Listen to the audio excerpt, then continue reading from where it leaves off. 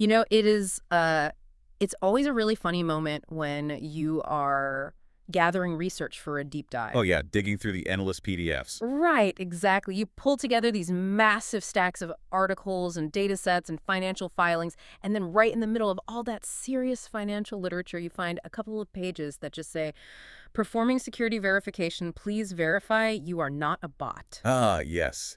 The classic Cloudflare defense. Yeah, from marketbeat.com. Complete with like array ID like 950 CCC2 CETA 57B1 printed right there on the page, just to remind you that the internet is always watching and, well, always suspicious. It really is. It's a perfect, somewhat meta acknowledgement of how information gathering works today. Absolutely. We have all these automated scrapers constantly trying to pull data from sites, hitting these digital brick walls and getting denied. But the reality of data scraping in the modern age is that everyone from massive hedge funds to, individual analysts is desperately trying to get their hands on the actual treasure trove of data sitting just behind that wall. And the data our little bot friend was trying to reach today is absolutely worth the effort. I mean, it paints a very specific real-time picture of the current economy. It really does. Today, we have our hands on Fulton Financial Corporation's Q1 2026 investor presentation. A massive document. It is. And our mission for this deep dive is, well, it's pretty ambitious. We are going to put this $32 billion regional bank under the microscope. We want to understand exactly how the banking sector operates underneath the hood in 2026. Which is great because it is a phenomenal time to look at regional banks. Yeah. They sit right at the intersection of, high-level Federal Reserve policy and everyday Main Street reality. Yeah, and I want to speak directly to you, the listener, for a second, because whether you are an investor looking for yield in a shifting market or a small business owner navigating credit lines to make payroll. Or just trying to get a mortgage. Exactly. Or honestly, if you're just insanely curious about where your deposits actually go when you hand over your paycheck, this matters. Understanding a regional bank's balance sheet is literally like reading the pulse of the local economy. Right. You really have to think of a regional bank not as some abstract Wall Street entity, but as a localized engine of commerce. When you understand how they make their money, you understand how your community is being funded. Okay, let's unpack this. To understand how this bank survives and thrives, we first have to look at its primary engine. And that engine is, fundamentally, built on the gap between what the bank charges people for loans and what it pays people for their deposits. Yeah, in the banking world, we call that the net interest margin, or INM. INM, right. It is the absolute lifeblood of the institution. I mean, everything else a bank does relies on that margin being healthy. So let's put some numbers to that, because the net interest margin for Fulton in Q1 of 2026 sat at 3.58%. Okay. Which is interesting because that was down just one single basis point from Q4 of 2025. And basis point is just 1/100%. You're right. So that margin is basically flat. Well, on the surface, yes, it looks totally flat. But keeping that number flat in this specific economic environment is a massive achievement. There are incredibly volatile moving parts underneath that surface level stability. I was trying to visualize how this works, and I keep coming back to the analogy of a seesaw. A seesaw. Yeah, like managing a bank in a changing interest rate environment feels like standing right on the pivot point of a massive, heavy, very precarious seesaw. That is actually a highly accurate way to visualize it. You have income on one side and expenses on the other, and neither side is standing still. Right. So let's load up the seesaw. On one side, you have your loan yield, the money the bank is making off mortgages, business loans, things like that. Yep. For Fulton, that yield decreased by 12 basis points, bringing it down to 5.70%. So that side of the seesaw is dropping toward the ground. Which is the income side. Exactly. Now, on the other side, you have the total cost of deposits, the interest the bank pays you for keeping your money in a savings account. That also decreased, dropping by 8 basis points down to 1.78%. So both sides of the board are shifting downward, but at slightly different speeds. Right. And the management team standing in the middle has to shift their weight perfectly just to keep the whole apparatus level. Because if the loan yield drops much faster than the deposit costs, the margin gets squeezed and profits just vanish. But the bank isn't the only one playing on this playground. The Federal Reserve is standing off to the side, constantly throwing new weights onto the board. They certainly are. The presentation notes that the Fed dot plot implies an additional 25 basis points of easing, meaning rate cuts through the rest of 2026. And if we connect this to the bigger picture, this is where a concept called deposit betas becomes absolutely crucial for a bank's survival. I saw that term in the notes. Break down what a deposit beta actually measures? Sure. Think of a deposit beta as a measure of how stubborn your depositors are, or rather, how responsive your deposit pricing is to the broader market. Okay, When the Federal Reserve cuts interest rates by, say, 1%, a deposit beta measures how much of that cut the bank actually passes on to its customers. I see. So if the Fed cuts by 1%, does the bank immediately cut the interest it pays you on your savings account by 1%? I'm guessing no, because the bank wants to protect its own profit margin. Usually they don't. They Yep. try to drag their feet.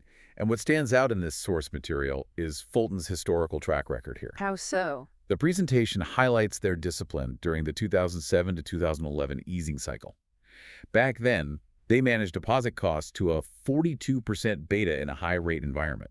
Wait, meaning that for every dollar the Fed dropped rates, Fulton only dropped their deposit payout by 42 cents. Exactly. Wow, so they tightly controlled what was leaving the building, even as the macro environment was shifting wildly. Yes, and that historical discipline is a massive selling point for investors today. It shows institutional muscle memory.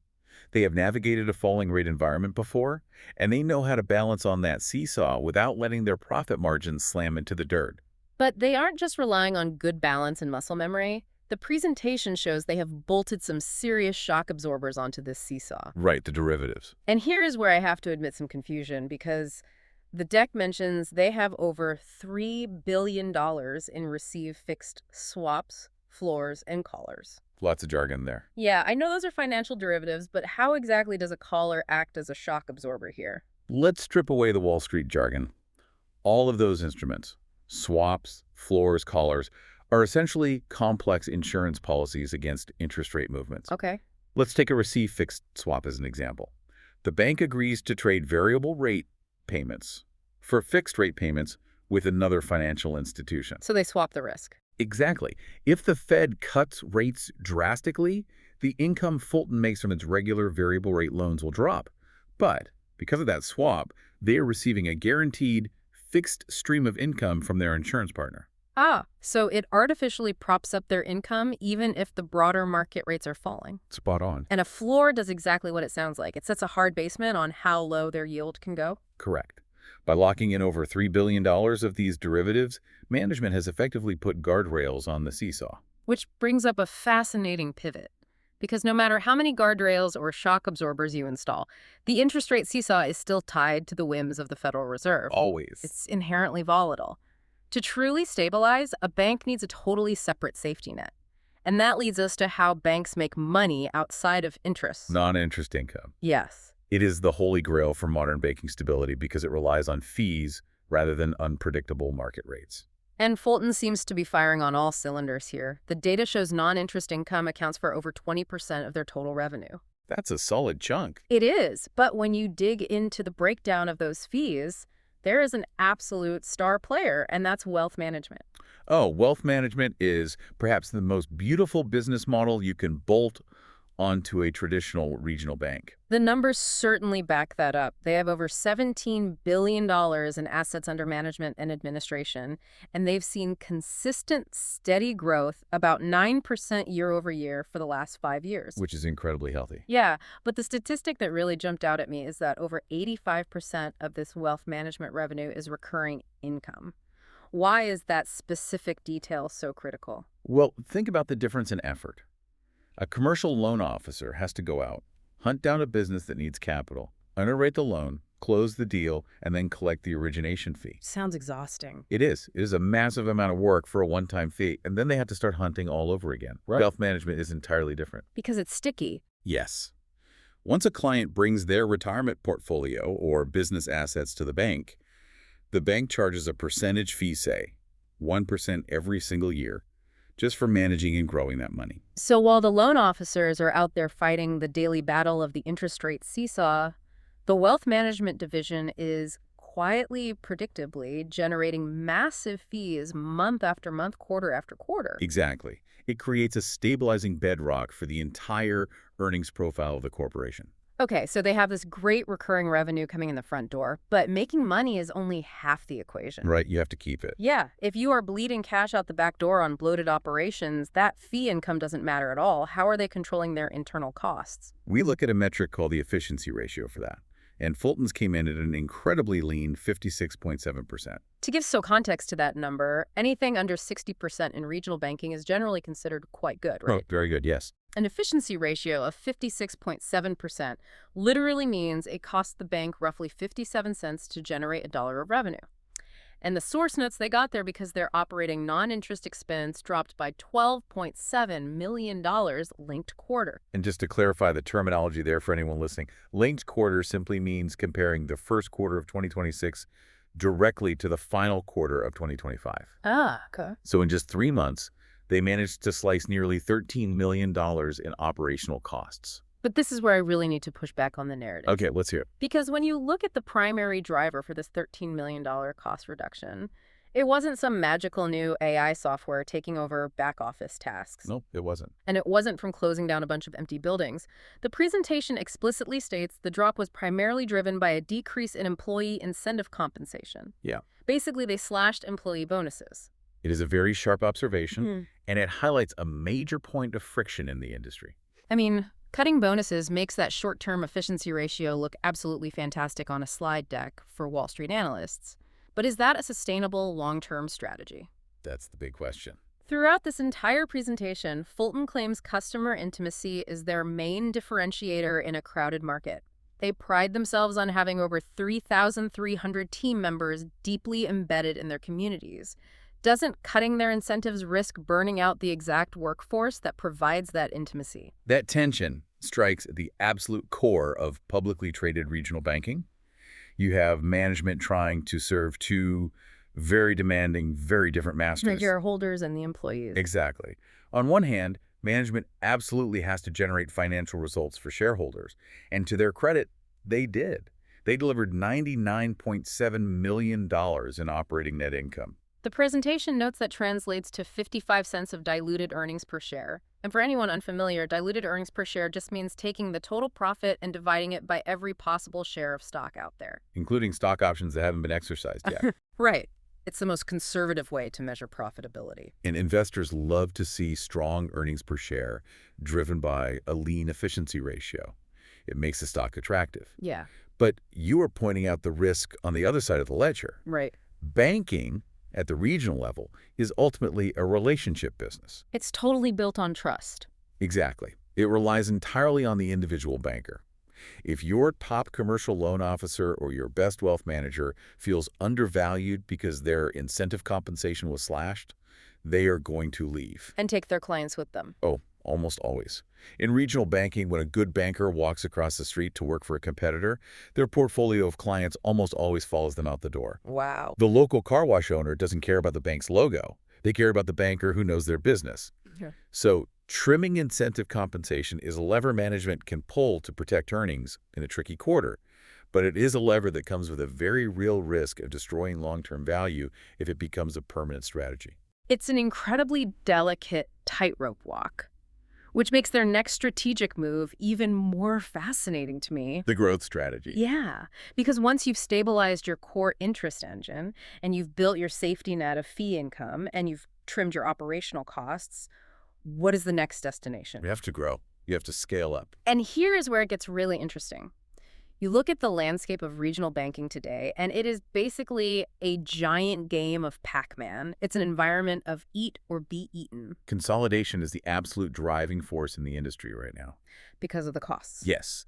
The regulatory costs of compliance, combined with the massive technology investments required to offer a modern digital banking experience, are so high that smaller institutions simply cannot survive on their own anymore. And Fulton is definitely playing the role of Pac-Man. The presentation highlights a massive acquisition. On April 1st, 2026, they closed a $2.1 billion acquisition of Blue Foundry Bancorp. It's a huge move. And they aren't stopping there.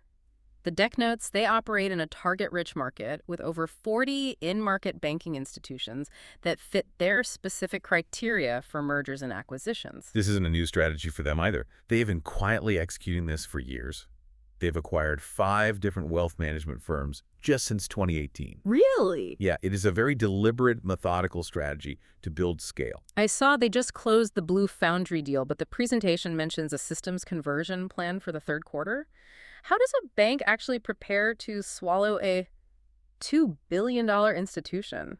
That sounds like an operational nightmare. Oh, it is arguably the most dangerous phase of an acquisition. Really? Why? Well, a systems conversion means migrating every single customer from Blue Foundry software over to Fulton's platform.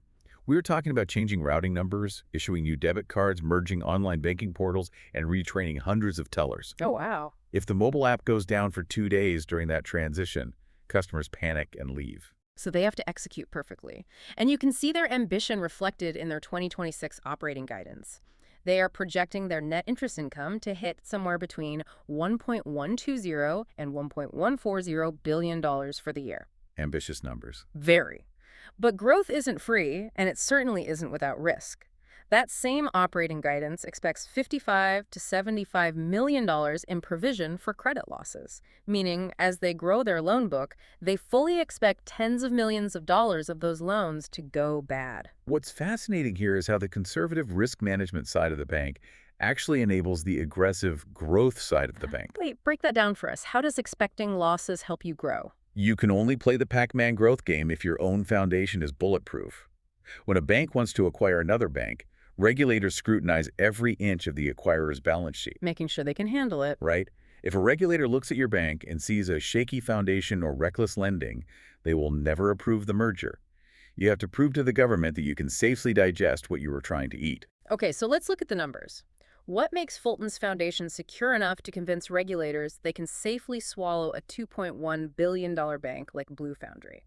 2 massive shields jump out from the data. The first is their actual asset quality. You mentioned they set aside $55 to $75 million for potential losses. Yeah, the provision. That is their rainy day fund, officially called the allowance for credit losses, and it sits at a very healthy 1.51% of their total loans. But if you look at their net charge-offs, the loans they've actually given up on and officially written off as uncollectible, it is a tiny 0.25% annualized. So they're holding on to way more padding than the actual damage they are taking? Exactly. They're being highly conservative. And a big reason their losses are so low is because of what they don't own. What's that? The presentation points out they have a very low concentration in commercial real estate, or CRE, compared to their peers. Commercial real estate. That has been the absolute boogeyman for the entire banking sector for the last few years. Mostly because of the shift to remote work. You have massive downtown office buildings sitting half empty, but the developers still owe hundreds of millions of dollars on the mortgages. Right. By avoiding overexposure to those massive office park loans, Fulton dodged a bullet that severely wounded many other regional banks. That makes perfect sense. Okay, so what is the second shield protecting their foundation? Their deposit base. Specifically, they have 281% coverage of their uninsured deposits.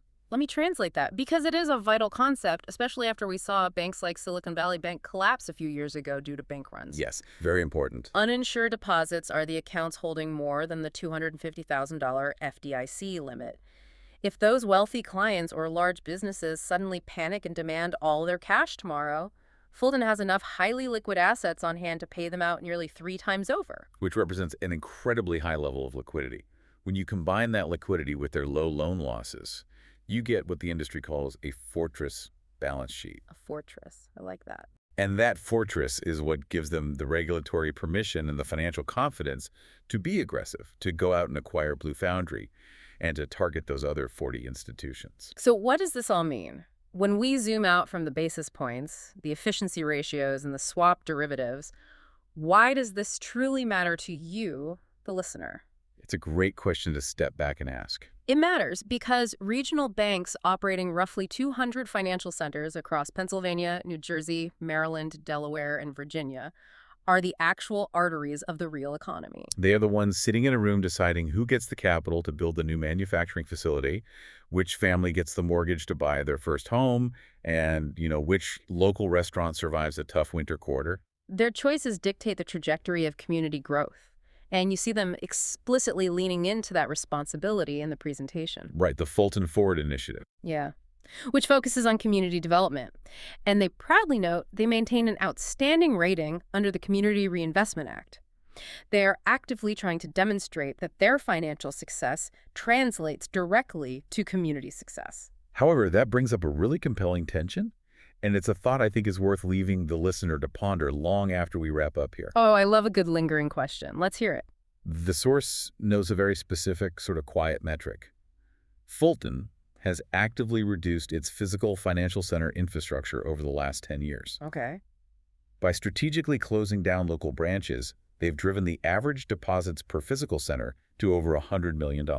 Which, connecting the dots back to earlier, is fantastic for that efficiency ratio. Fewer physical buildings mean fewer utility bills, less property maintenance, and fewer tellers to pay. It is highly efficient for the balance sheet. But consider the human cost of that efficiency. As regional banks push relentlessly for digital optimization, as they slowly cut back on physical branches in neighborhoods, and as they gobble up smaller hyperlocal banks like Blue Foundry to achieve massive scale, Right. at what point does a community bank operating on a regional scale lose the very local intimacy that made it special in the first place? Man, it is the ultimate tension between scale and soul. Exactly. You can have the most beautiful mobile app in the world, and you can swallow up 40 local competitors to build a massive fortress balance sheet. But if the local bakery owner can no longer walk down Main Street, look their longtime branch manager in the eye, and get a small business loan based on their character and community reputation rather than a standardized algorithm. Then something is lost. Right. Something fundamental and perhaps irreplaceable shifts in the economy. It brings us right back to the absurdity of where we started, doesn't it? Our automated bot was aggressively scraping for data, trying to verify the numbers behind a digital Cloudflare wall. Full circle. Yeah. And while the scrape data tells us this bank has a fortress balance sheet, a powerful recurring fee engine, and a clever strategy to navigate the interest rate seesaw, the real pulse of a regional bank simply cannot be measured by a bot. The true pulse is found in the communities they serve. And whether management can maintain that human pulse while aggressively growing into a regional giant is the real story to watch in 2026. A perfect thought to end on. To everyone listening, the next time you drive past your local bank branch, you will know exactly what kind of high-stakes balancing act is happening right behind those doors. Keep looking for the bigger picture behind the numbers, and we will catch you on the next deep dive.